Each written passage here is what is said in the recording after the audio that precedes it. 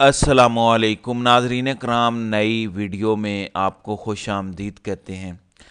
रात को इस्टेब्लिशमेंट के गैर सरकारी तर्जुमान फैसल वाडा की जानिब से ये दावा किया गया था कि अगर तो सिस्टम चलाना है, ये मुल्क चलाना है, तो फिर इस्टेब्लिशमेंट को नून लीग को तलाक देना होगी, जान छुड़वानी होगी। ये ख़त्म शुद्ध ब्रांड है, ये कंपनी चल नहीं सकती, ये नालायक हैं, ये नखट्टू हैं, ये अपना बोझ भी इस्टेब्लिशमेंट पर डाल रहे हैं। फैसल वाडा ने कहा था कि पिम्स हॉस्पिटल के अंदर लाशें भी पड़ी थीं, डेथ सर्टिफिकेट भी जारी हुए, गोलियां भी चली, कंटेनरों से धक्के भी दिए गए और बाद में नमाज का मजाक भी उड़ाया गया। और इस सारी की सारी फस्तायत को नून लीग ने स्मार्टली बड़े तरीके के साथ इस्टेब्लिशमेंट पर डाल दिया और फौज और अवाम को आमने सामने ला खड़ा किया।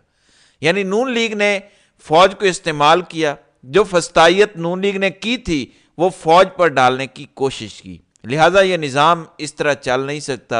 नून लीग से अब इस्टेब्लिशमेंट को जान छुड़ानी होगी। अब हो क्या रहा है, ज़रा खबर सुनिए। आज एंटी करप्शन लाहौर की अदालत के अंदर जज सरदार मोहम्मद इकबाल डोगर ने शहबाज शरीफ और हमजा शहबाज के खिलाफ रमज़ान शुगर मिल के अंदर जो एंटी करप्शन का मामला था, जो खुर्द बुर्द का मामला था, जो टीटियों वाला मामला था, जाली अकाउंट्स वाला मामला था, इस हवाले से समाअत की है और अदालत ने दोबारा इस केस में फ़र्द जुर्म आयद करने के नुक्ते पर दलाइल तलब कर लिए हैं। आपको पता है कि जब खान की हुकूमत ख़त्म की गई थी और शहबाज शरीफ और हमजा शहबाज पर फ़र्द जुर्म आयद होने वाली थी और वो फ़र्द जुर्म आयद नहीं हो सकी थी और शहबाज शरीफ को वज़ीर आज़म बना दिया गया था और हमजा शहबाज को वज़ीर आला पंजाब बना दिया गया था, अब वो केसेस दोबारा खुल गए हैं। आज हमजा शहबाज ने मेडिकल ग्राउंड पर रुखसत मांगी हुई थी कि मैं आज हाजिर नहीं हो सकता, लिहाजा आज उनकी दरख्वास्त कबूल की गई।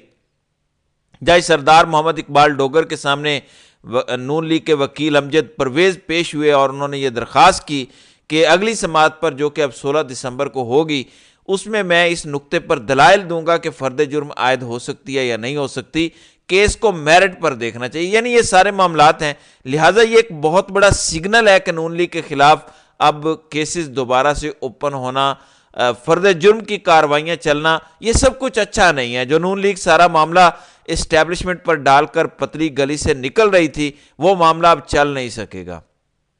दूसरे नंबर पर पंजाब यूनिवर्सिटी लाहौर, पंजाब की सबसे बड़ी यूनिवर्सिटी, वहाँ पे मरियम नवाज़ इस वक्त पहुँची हुई हैं।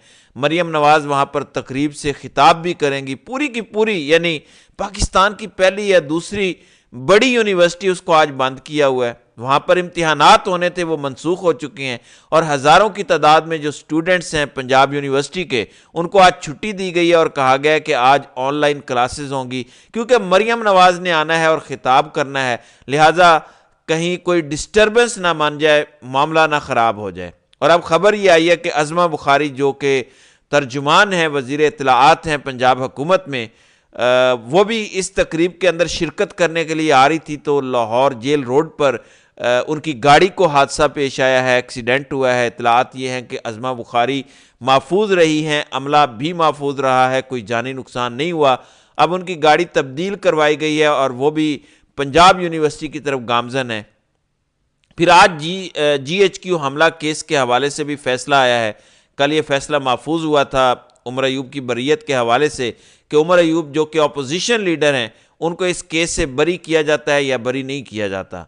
लिहाजा आज फैसला सुना दिया गया है। अपोजिशन लीडर उमर अयूब की बरीयत की दरख्वास्त रावलपिंडी इंसदाद दहशतगर्दी अदालत ने मुस्तरद कर दी है और इससे कबल डॉक्टर शीरी मज़ारी, शेख रशीद और दीगर जो लोग हैं, उनकी दरख्वास्तें भी मुस्तरद हो चुकी हैं, यानी उनको इस केस से बरी नहीं किया गया।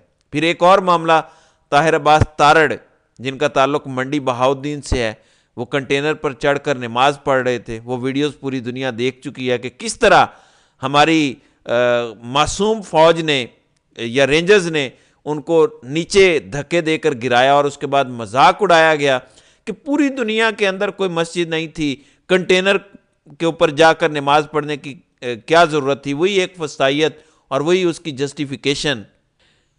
उनके घर वालों को भी हिरासा किया जा रहा था और ख़बर यह भी आई थी कि ताहिर अब्बास तारड़ को हॉस्पिटल से गायब कर दिया गया। कुछ रूमर्स ये भी चले कि शायद ताहिर अब्बास तारड़ की वफ़ात हो चुकी है। तो आज वो کے پی ہاؤس پہنچی ہیں، وہاں پر وزیر اعلیٰ پنجاب علی امین گنڈا پور کے پاس ان کی تصویر آئی ہے، ایک طرف شیخ وقاص اکرم بیٹھے ہیں، سینٹر میں طاہر عباس تارڑ ہیں، اور دوسری طرف علی امین گنڈا پور بیٹھے ہیں۔ لہٰذا ان کو اب کے پی کے اندر پشاور کے اندر منتقل کر دیا گیا اور کہا گیا ہے کہ وہاں پہ ان کا اچھی طرح سے جو سرکاری وسائل پر علاج معالجہ ہوگا۔ پنجاب کے اندر ایک تو ان کی جان خطرے میں تھی، دوسرا ان کا علاج متاثر ہو رہا تھا، لہٰذا آج ایک چیز کی تو تصدیق ہو گئی ہے کہ طاہر عباس تارڑ جن کو کنٹینر سے گرایا گیا تھا وہ زندہ ہیں، وہ جو رومرز تھے وہ دم توڑ چکے ہیں۔ دوسرے نمبر پہ پشاور ہائی کورٹ سے بھی فیصلہ آیا ہے۔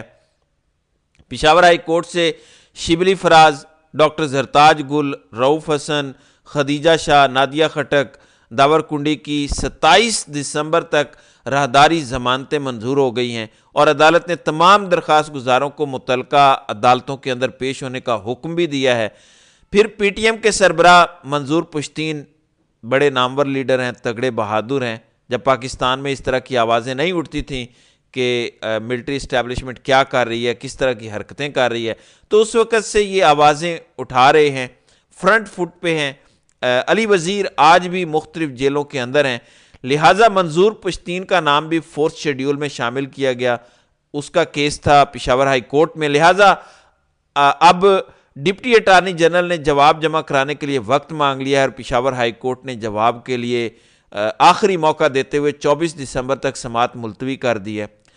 ناظرین اکرام، رات کو جو کچھ جنوبی کوریا میں ہوا، یعنی اتنا کچھ ہو گیا، مارشل لا لگ گیا، لوگ سڑکوں پر نکلے، لوگ پارلیمنٹ کے گرد اکٹھے ہونا شروع ہوئے، اور وہاں کے ایم این ایز نے قرارداد منظور کی اور مارشل لا کو اڑا کر رکھ دیا۔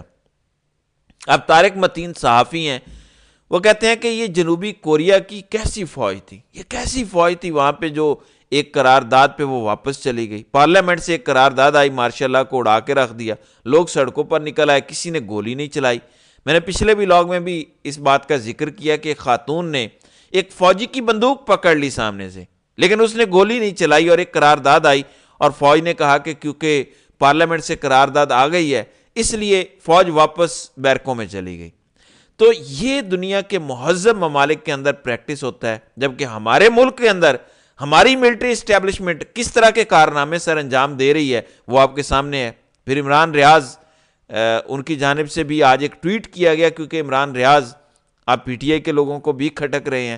مسئلہ کیا ہے؟ پی ٹی آئی کے لوگ یہ سمجھتے ہیں کہ ہم صحافی کوئی پی ٹی آئی کے ماؤتھ پیسز ہیں، نہیں، جس کے ساتھ بھی ظلم ہوگا، جو غلط کرے گا ہم اس کے خلاف بولیں گے، بے شک کوئی گالیاں دے، چاہے وہ پی ٹی آئی کا ہو، چاہے وہ نون لیگ کا ہو، چاہے وہ ملٹری اسٹیبلشمنٹ کا ہو، چاہے وہ پیپلز پارٹی کا ہو۔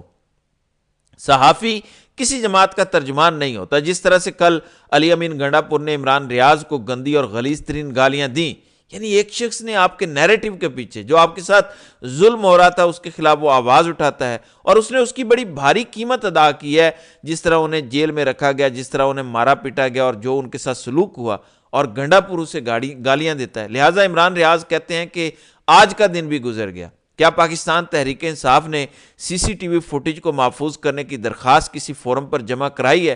میری نظر میں ایسا کچھ نہیں گزرا۔ تو انہوں نے کہا کہ آج کا دن بھی گزر گیا ہے، یعنی یہ چیزیں تو کھٹکتی ہیں نا عمران ریاض کی، کہ وہ پھر بھی بتاتے رہتے ہیں کہ آپ بھی غلط کر رہے ہیں۔ کوئی پرچہ درج کرایا، آج بھی آپ نے ڈی چوک کی وہ فوٹیج فوری طور پر غائب کر دی جائے گی۔ ڈی چوک والی ہے، ہسپتالوں والی ہے، پیمز کی ہے، دیگر جگہوں کی ہے، اس کی ریکوری کے لیے آپ نے سپریم کورٹ سے یا ہائی کورٹ سے رجوع کیا ہے؟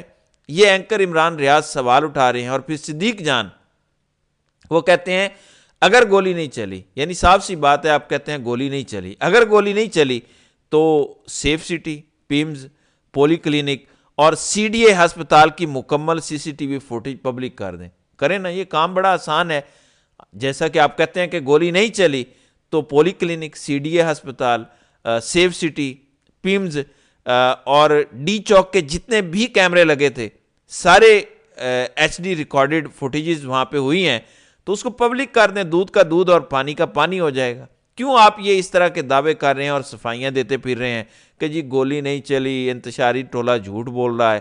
آپ فوری طور پر ان لوگوں کے منہ پہ وہ فوٹیج ماریں اور لوگ عوام کے سامنے، پبلک کے سامنے لے آئیں، تاکہ دودھ کا دودھ اور پانی کا پانی ہو سکے۔ تو ناظرین کرام، آپ کی اس ویڈیو کے حوالے سے کیا رائے ہے؟ آپ اپنی رائے کا اظہار کامنٹ سیکشن میں ضرور کیجیے گا۔